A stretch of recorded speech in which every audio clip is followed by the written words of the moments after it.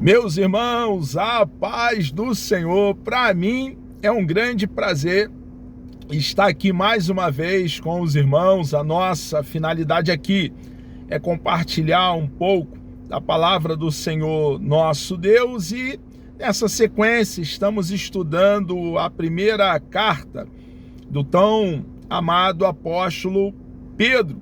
Chegamos aqui hoje no capítulo 3, a partir do versículo 8, onde Pedro então ele prossegue dizendo: e finalmente, é interessante observar que Pedro acabara de nos ensinar sobre a submissão que devemos ter às autoridades, a submissão dos servos aos seus senhores, a submissão da esposa a seu próprio marido. Mas ele ainda tem algo de grande relevância para nos orientar, nos doutrinar, como devemos agir, como devemos comportar na nossa peregrinação aqui em terra estranha, consciente que somos cidadãos dos céus, a eternidade, cujo arquiteto e construtor foi o nosso amado e precioso Deus. Então Pedro, ele prossegue nos trazendo um norteamento para que possamos então agir, proceder. Ele diz: e finalmente, sede todos de um mesmo sentimento. É muito importante para nós cristãos seguirmos a orientação do nosso Senhor e Salvador Jesus Cristo e examinarmos as Escrituras. É necessário que as Escrituras habite em nós de forma abundante. Precisamos, como um bebê recém-nascido, tomar do puro leite racional não falsificado, para que pela palavra de Deus possamos crescer, nos desenvolver, entender que a Bíblia Sagrada, as Sagradas Letras, é a nossa bússola e somos norteados, guiados pela palavra do nosso Deus. Precisamos então buscar ajuda do Espírito de Deus que reside dentro de nós para cumprir em nossa própria vida a palavra do nosso Deus. Pedro, quando ele diz que devemos ser todos, ele está falando para a igreja. É doutrina para nós, o nosso povo.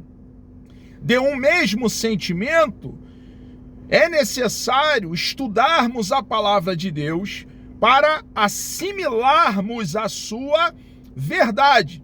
Observe que a palavra de Deus não é cada um interpreta a Bíblia da sua maneira. A palavra do nosso Deus tem uma interpretação somente. É o sentido dado pelo próprio Deus, pretendido por Ele. Então requer de nós trabalho, dedicação, com esmero, com muito cuidado, diariamente estudando a palavra de Deus para entender o querer de Deus na nossa vida. E então todos caminharemos em uma direção.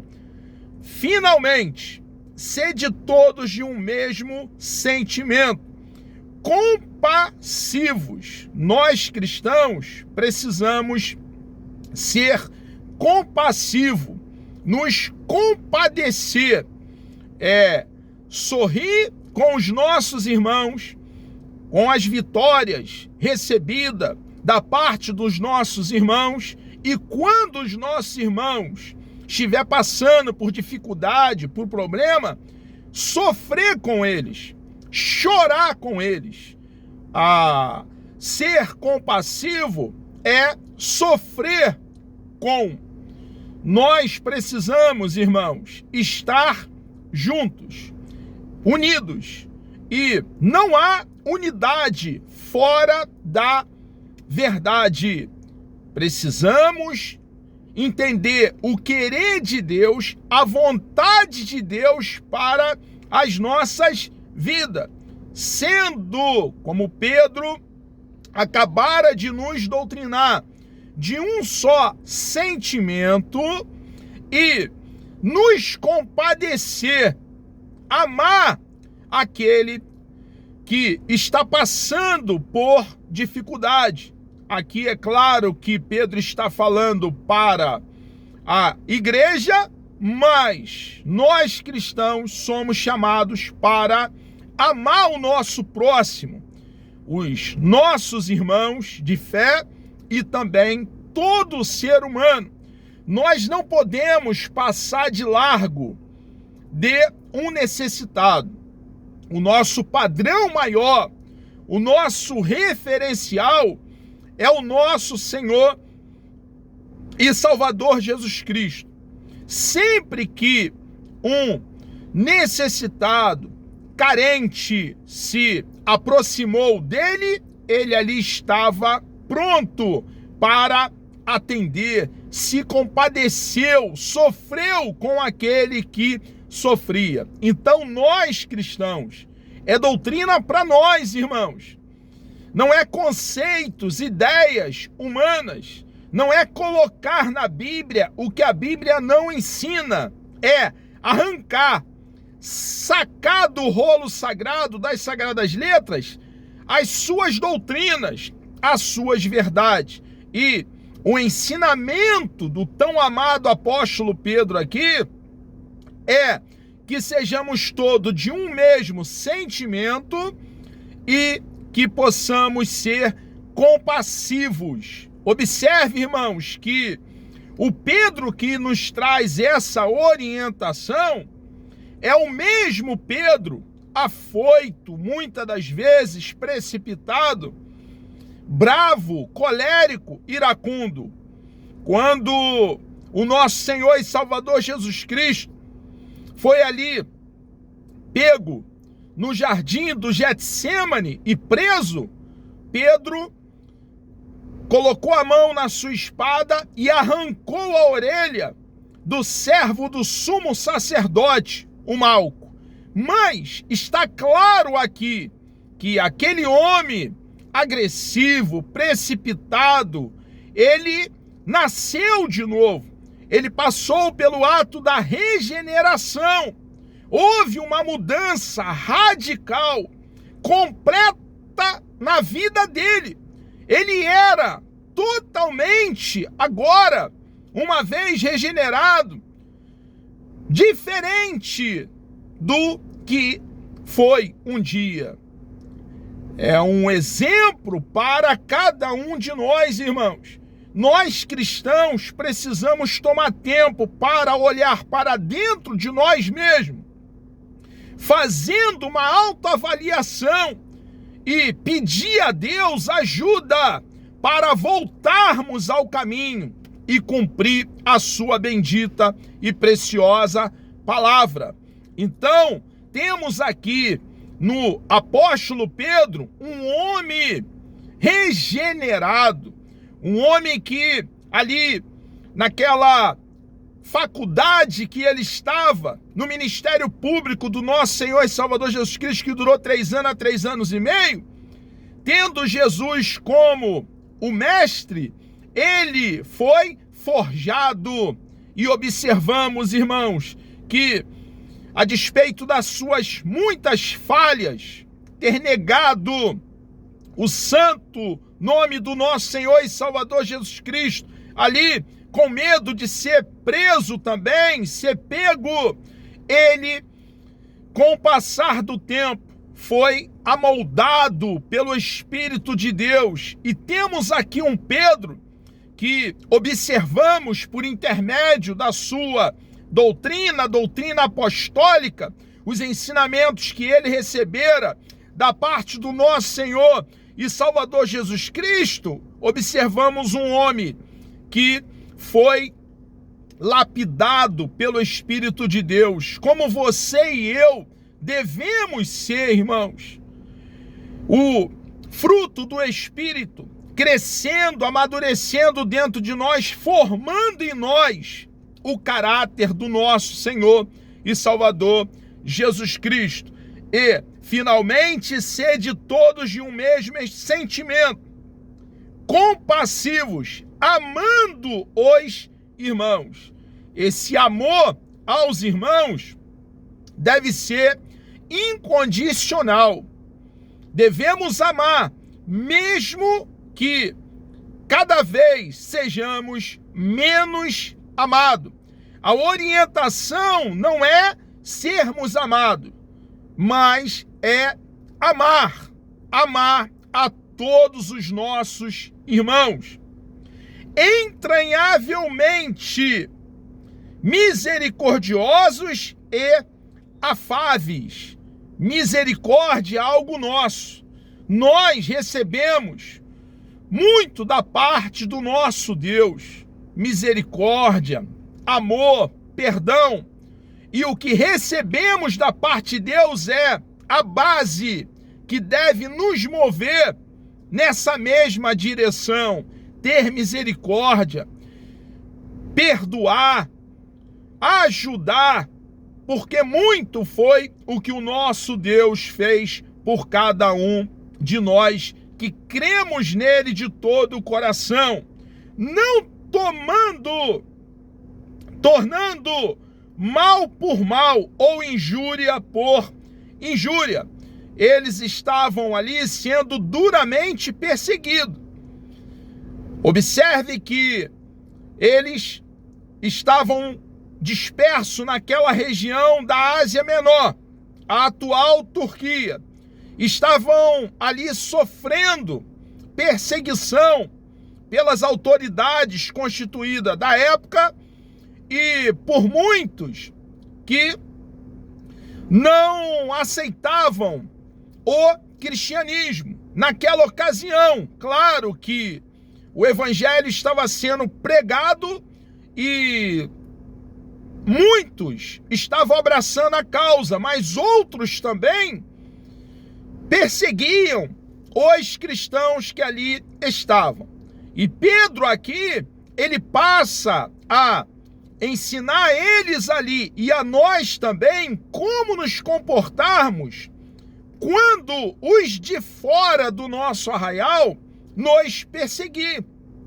Quando passarmos por injúria, difamação, quando agirem injustamente conosco. Olha a doutrina apostólica para nós que cremos em Cristo de todo o coração. Não tornando mal por mal. Estavam sendo duramente perseguidos por se manterem fiéis ao nosso Senhor e Salvador Jesus Cristo, por pregarem um evangelho genuíno, não deveriam retalhar, pagar na mesma moeda. Jesus, em dado momento, ele havia ensinado aos discípulos e também a Pedro que aquele que lhe bater a face direita, eles deveriam oferecer a outra. O que Jesus estava ensinando ali naquela ocasião era justamente não pagar mal com mal, não retalhar uma ofensa, não revidar, mas pagar o mal recebido com o bem. Amar aqueles que os perseguia, orar pelos seus inimigos e orar para que Deus pudesse abençoá-los, ajudá-los. É doutrina nossa, irmãos. É doutrina para os cidadãos do reino dos céus. É doutrina para nós que cremos em Cristo de todo o coração. E não podemos coar um mosquito e engolir um camelo. Não podemos nos preocupar com aquilo que Deus não se preocupa. Cumprir o que Deus não está nem aí, irmãos. As nossas próprias ideias, as nossas próprias doutrinas e deixar de lado os ensinamentos preciosos do nosso Senhor e Salvador Jesus Cristo. A doutrina está aqui.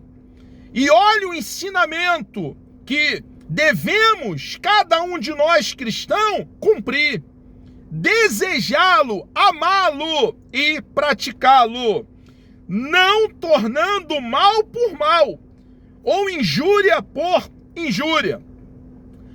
Antes, ao contrário, é o que o apóstolo Pedro está dizendo aqui, ao contrário de pagar o mal com o mal, injúria com injúria, pelo contrário, bendizendo, amando aqueles que nos perseguem, que nos maltrata, que age com injustiça conosco, sabendo que para isso foste chamados, para que por herança alcanceis a bênção. Irmãos, quem perder de nós, quem perder a sua vida, acha-la.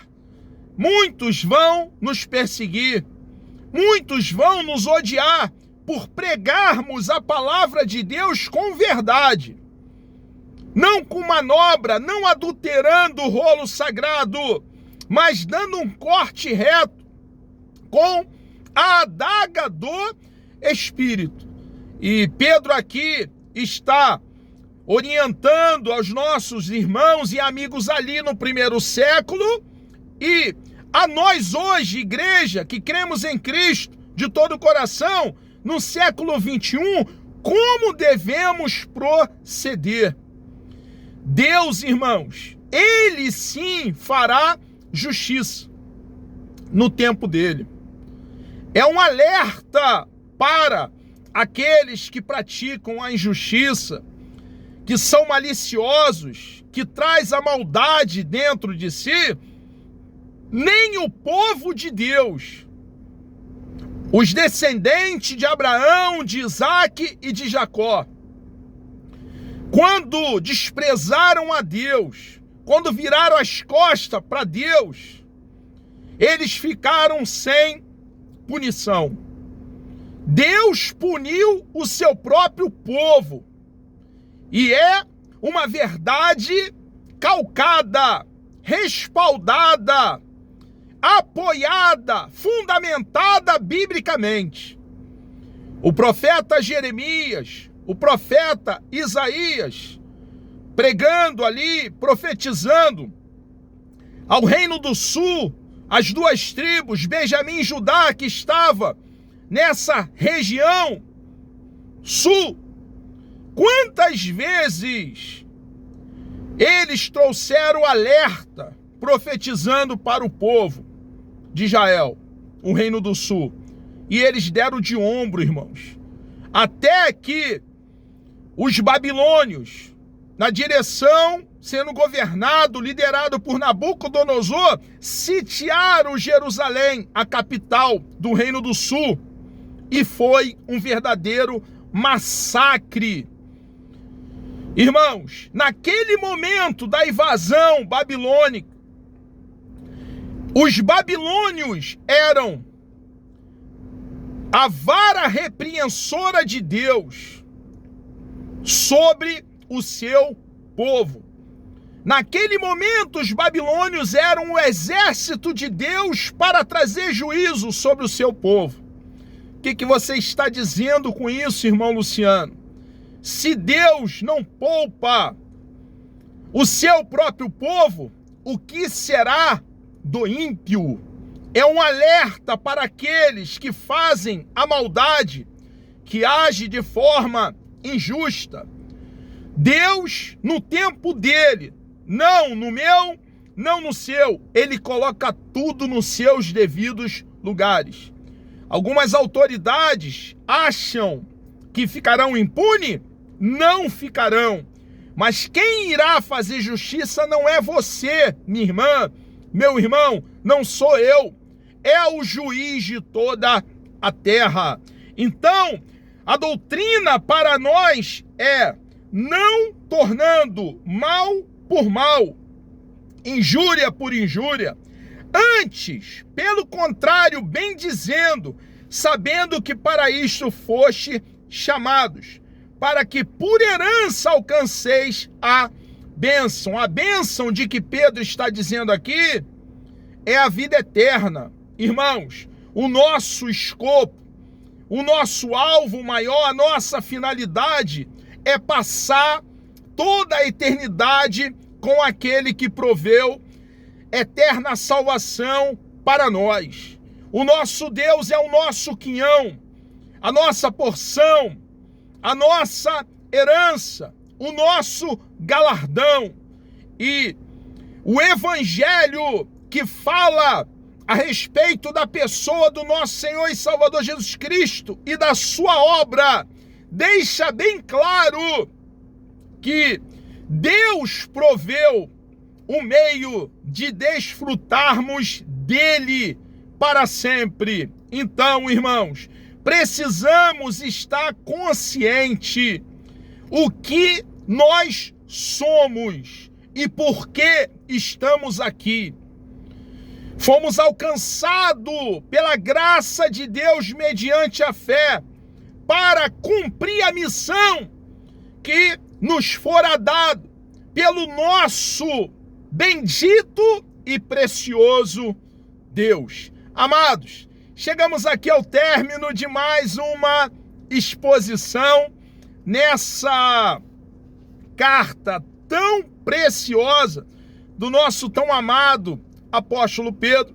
No próximo encontro, Deus me dando vida, até lá, iremos comentar aqui no capítulo 3, a partir do versículo 10. Que Deus te dê um dia extremamente produtivo.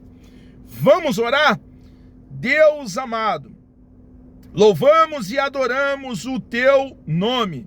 Obrigado por essa grande oportunidade que o Senhor nos concede de aqui livremente falarmos do teu amor, da tua bondade. Entregamos nossas vidas nas tuas mãos. Por favor, meu Deus, nos dê um dia abençoado. Quantos pedidos de oração aqui, Senhor, nas redes sociais. Ó Pai, por favor, estabeleça a tua vontade na vida de cada um que tem feito pedido para que possamos orar, interceder junto ao Senhor. Entregamos nossas vidas nas tuas mãos. Obrigado pela tua bondade, pelo teu amor, pela tua misericórdia. Continue, meu Deus, ungindo o meu cérebro para que eu possa entender o teu querer, a tua bendita e preciosa palavra. Entrego as nossas vidas nas tuas mãos e assim oro agradecido, certo da vitória, em nome de Jesus.